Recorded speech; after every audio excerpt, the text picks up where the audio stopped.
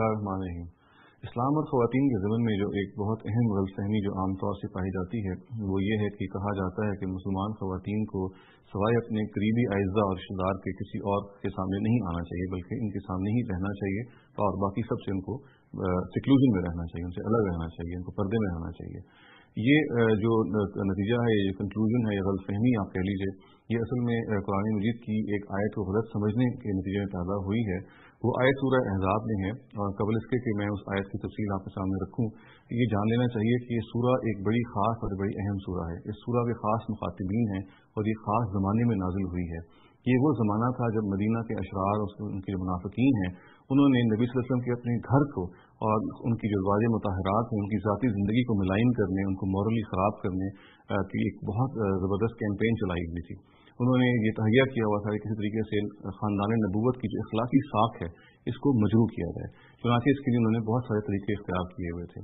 तो सबसे पहले तो कुरान मजीद ने इस पस मंज़र को सामने रख कर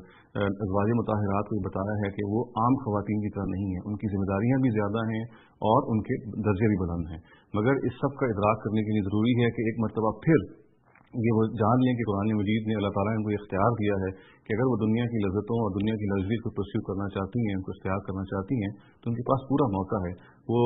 नबी सल्लल्लाहु अलैहि वसल्लम को छोड़ के जा सकती हैं और ये सब कुछ हासिल कर सकती हैं। और अगर ऐसा नहीं है तो एक मरतबा फिर उनको ये गौर कर लेना चाहिए कि वो एक शौरी तौर पर जिस शख्स की बीवी हैं, जिस अजीम शख्स की वो बीवी हैं, उसके लिहाज से उनकी जिम्मेदारियाँ बहुत ज़्यादा सीरियस हैं और उसके बारे में उनको बड़ा गहरा इदराक करना चाहिए। ये भी उनको बताया गया कि जहाँ तक उनकी अपनी अखलाकी साख का ताल्लुक है, उनकी जो बातिन की तहारत का ताल्लुक है, बातिन की पाकीज़ी का ताल्लुक है, वो बहुत पाक ख़वातीन हैं। ताहम ये ज़रूरी है कि अशरार और मुनाफ़िकीन को कोई मौका भी वो फराहम न करें कि वो उनको मुत्तहिम कर सकें, उनको वो मिलाइन कर सकें। चुनांचे इस सूरत हाल को पेश नज़र रख के फिर कुरान मजीद ने बाज़ अहकामात दिए इन ख़वातीन को और ये बताया कि आप सबसे पहले तो मिसाल के तौर पर ये कहा गया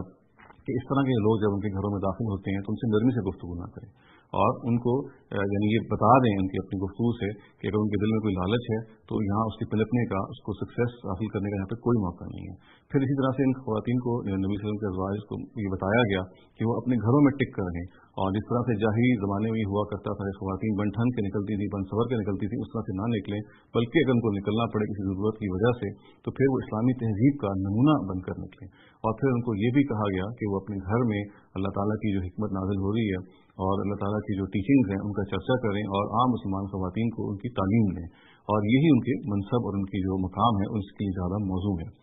ऐसा मालूम होता है कि इन सारे अहकामात के बावजूद भी अशरार मदीना अपनी एक्टिविटी से बाज नहीं आए, तो फिर बाज़ और अहकामात दिए गए और उनमें से ये कहा गया मिसाल के तौर पर कि आम मुसलमानों को मुखातिब करके कि वो नबी सल्लल्लाहु अलैहि वसल्लम इससे बहुत अज़ियत होती है कि वो वक्त से पहले अगर उनको बुलाया जाए वो आ जाएं और फिर वहाँ बहुत देर तक बैठे रहें। चुनांचे उनको ये कहा गया कि जिस वक्त उनको बुलाया जाए वो उसी वक्त आएँ और अगर वहाँ मामला खाने का है, खाना पीना है, तो फिर खाना खा के ही डिस्पर्स हो जाएं क्योंकि वहाँ उनके बैठे रहने से फिर बहुत सारे इस तरह के मसाइल पैदा हो सकते हैं। इसी तरीके से ये भी कहा गया उसके बाद कि जो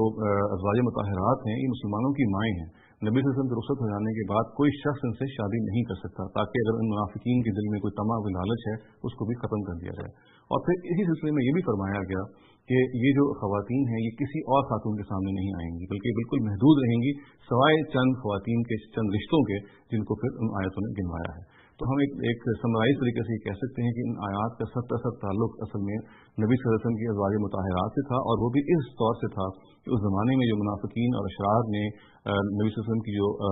अज़वाज मुतहरात हैं उनकी ज़ाती ज़िंदगी को डैमेज करने के लिए जो एक कैंपेन चलाई हुई थी उसको ख़त्म किया जा सके, उसको हर तरीके से उसका कलाकमा किया जा सके। मैं आपके सामने वो आयतें पढ़ देता हूँ, उनका तर्जुमा, सारा तर्जुमा, जिससे ये बात बिल्कुल वाज़ेह होकर सामने आ जाएगी कि इन आयात का सत्तर ताल्लुक ख़ानदान नबूवत से ही है और ये दरअसल एक तदबीर थी उस दौर के अशरार को और उस दौर के मुनाफिकीन की इस तरह की एक्टिविटीज़ को ख़त्म करने के लिए। सूरह अहज़ाब में आयतें नाज़िल हुई हैं और इरशाद बारी ताला है, मैं आपके सामने तर्जुमा पढ़ रहा हूँ। ईमान वालो, नबी के घरों में दाखिल न हो इल्ला ये कि तुम्हें किसी वक्त खाने के लिए आने की इजाज़त दी जाए, इस सूरत में भी उसके पकने का इंतजार करते हुए ना बैठो।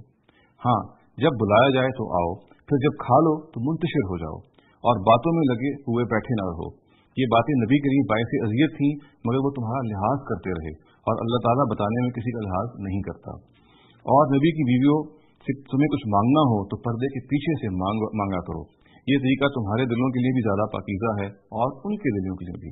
اور تمہارے لیے جائز نہیں ہے کہ تم اللہ کے رسول کو تکلیف دو، اور نہ یہ جائز ہے کہ ان کے بعد ان کی بیویوں سے کبھی نکاح کرو۔ یہ اللہ کے نزدیک بڑی سنگین بات ہے۔ تم کوئی بات ظاہر کرو یا چھپاؤ، اللہ ہر چیز سے واقف ہے۔ ان بیویوں پر البتہ اس معاملے میں کوئی گناہ نہیں کہ اپنے باپوں اور اپنے بیٹوں اور اپنے بھائیوں اور اپنے بھتیجوں اور اپنے بھانجوں اور اپنے میل جول کی عورتوں اور اپنے غلاموں کے وہ سامنے آئیں۔ تو یہ بالکل ان آیات سے واضح ہے کہ اصل میں یہ ایک خاص ایک دور کے اور ایک خاص صورتحال کو سامنے رکھ کے احکامات دیے گئے، اور یہاں تک کہا گیا ان کو احتیاط کی اسی حکمت کے پیش نظر کہ اگر ان سے کوئی چیز مانگی جائے تو پھر وہ پردے کے پیچھے سے مانگی جائے۔ ظاہر پردہ یہ وہ ہے کہ عام طور سے کیواڑ یا جو دروازے ہوتے ہیں ان کے آگے لگا ہوتا ہے۔ پرانے زمانے میں گھروں میں اس طرح سے دروازے نہیں ہوا کرتے تھے، بلکہ خاص پردے ٹانگ دیے جاتے تھے دروازے کے آگے تاکہ فوراً سامنے نظر نہ پڑ سکے۔ تو یہ کہا گیا اس طرح کے لوگوں کو کی ہدایت کرتے ہوئے کہ وہ اگر ان کو کچھ ضرورت پڑ جائے خاندان نبی صلی اللہ علیہ وسلم کے اپنے گھرانے سے تو وہ پردے کے پیچھے سے اس چیز کو مانگے اور اچانک داخل نہ ہو۔ یہ بھی اصل میں اسی نوعیت کا ایک ڈائریکٹو تھا، اسی نوعیت کی ایک تدبیر تھی تاکہ اشرار و منافقین کی جو اس طرح کی ایکٹیویٹیز ہیں ان کو روکا جا سکے۔ اقول قولی ھذا واستغفر اللہ لی ولکم ولسائر المسلمین والمسلمات۔